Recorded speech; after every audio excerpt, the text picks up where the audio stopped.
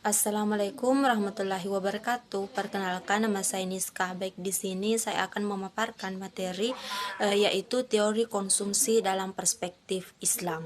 Adapun yang pertama yaitu pengertian konsumsi. Konsumsi adalah suatu bentuk perilaku ekonomi yang asasi dalam kehidupan. Setiap makhluk hidup pasti melakukan aktivitas konsumsi termasuk manusia. Manusia yang sering disebut sebagai makhluk sosial yang memang tidak dapat dipungkiri selalu membutuhkan orang lain dalam kehidupannya. Selain itu, manusia juga disebut sebagai makhluk materi yang membutuhkan hal-hal yang di luar tubuhnya untuk menunjang kehidupannya. Oleh karena itu, manusia melakukan kegiatan untuk menghabiskan barang dan jasa guna memenuhi kebutuhan hidup. Kegiatan tersebut biasa disebut sebagai kegiatan konsumsi. Adapun pengertian konsumsi dalam ilmu ekonomi tidak sama dengan istilah konsumsi dalam kehidupan sehari-hari yang diartikan dengan perilaku makan dan minum. Dalam ilmu ekonomi, konsumsi adalah setiap perilaku seseorang untuk menggunakan dan memanfaatkan barang dan jasa untuk memenuhi kebutuhan hidupnya.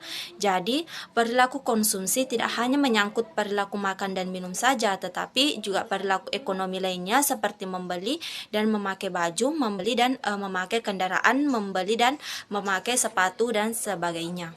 Yang kedua yaitu dasar hukum dan ketentuan konsumsi dalam Islam. Konsumsi dalam Islam dalam melakukan konsumsi, maka perilaku konsumen terutama muslim selalu dan harus didasarkan pada syariat Islam. Dasar perilaku konsumsi itu antara lain Al-Quran dalam Al-Quran surah Al-Maidah ayat 87 sampai 88 yang artinya, hai orang-orang yang beriman, janganlah kamu mengharamkan apa-apa yang baik dan yang telah Allah halalkan bagi kamu, dan janganlah melampaui batas, dan makanlah yang halal lagi baik dari apa yang Allah telah rezekikan kepadamu, dan bertakwalah kepada Allah yang kamu beriman kepadanya. Dapat disimpulkan perilaku konsumen dalam ekonomi Islam diantaranya meliputi yang pertama prinsip syariah, yaitu menyangkut dasar syariat yang harus terpenuhi dalam melakukan konsumsi. Yang kedua prinsip kuantitas, yaitu sesuai dengan batas-batas kuantitas yang telah dijelaskan dalam syariat Islam. Yang ketiga prinsip prioritas, di mana memperhatikan urutan kepentingan yang harus diprioritaskan agar tidak terjadi kemudaratan. Yang ketiga yaitu maslahah dalam konsumsi. Maslahah dalam bahasa Arab terbentuk masdar dari lafaz yang bermakna baik atau positif. Maslahah juga dapat diartikan sebagai manfaat atau pekerjaan yang bermanfaat. Secara terminologi, maslahah dapat diartikan sebagai mengambil manfaat dan menolak mudarat atau bahaya dalam rangka memelihara tujuan syara hukum Islam. Dari pengertian di atas dapat ditarik kesimpulan bahwa maslahah dalam konsumsi adalah di mana kita bisa mengambil manfaat sebaik mungkin dari kegiatan yang berupa konsumsi untuk mendapatkan manfaat serta berkah sebesar-besarnya dari kegiatan tersebut. Nah, adapun tujuan konsumsi disebutkan ada 3, yaitu konsumsi untuk kemaslahatan diri sendiri dan keluarga, kemaslahatan di masa mendatang dan menabung atau tabungan, dan kemaslahatan sosial. Yang keempat yaitu maslahah versus utilitas. Seseorang dalam memuaskan untuk mengakulasikan pendapatannya akan membentuk fungsi permintaan terhadap barang atau jasa. Dalam konsep ekonomi konvensional, konsumen dalam mengeluarkan uangnya diasumsikan selalu bertujuan untuk memperoleh kepuasan atau utility dalam kegiatan konsumsinya. Karena rasa inilah maka seringkali utilitas dimaknai juga sebagai rasa puas dan kepuasan yang dirasakan oleh seorang konsumen dalam mengonsumsi suatu barang atau jasa.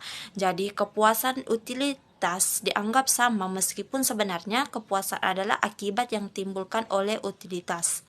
Jika menggunakan teori konvensional, konsumen diasumsikan selalu ingin mencapai kepuasan yang tinggi. Konsumen memilih mengonsumsi barang X atau Y tergantung pada tingkat kepuasan yang diberikan oleh kedua barang tersebut. Ia akan memilih barang X jika memberikan kepuasan yang lebih tinggi dibandingkan Y, demikian sebaiknya. Kalau si konsumen mempunyai sejumlah dana untuk membelinya, maka ia akan membeli. Jika tidak, maka ia tidak akan membelinya. Kemungkinan terjadi konsumen tersebut akan mengalokasikan anggarannya untuk membeli barang yang lain, kepuasannya maksimal dan sesuai dengan anggaran yang dia miliki. Adapun yang terakhir yaitu keseimbangan konsumsi dalam Islam.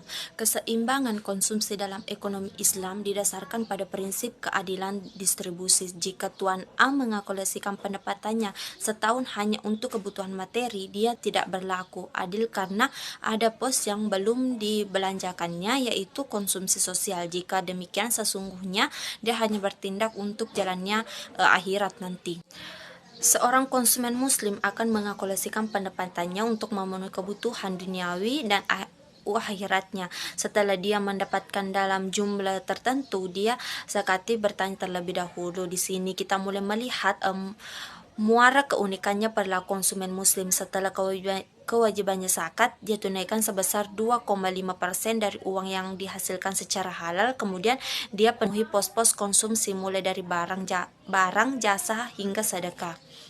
Itulah tadi pemaparan materi dari saya, lebih dan kurangnya mohon dimaafkan. Wassalamualaikum warahmatullahi wabarakatuh.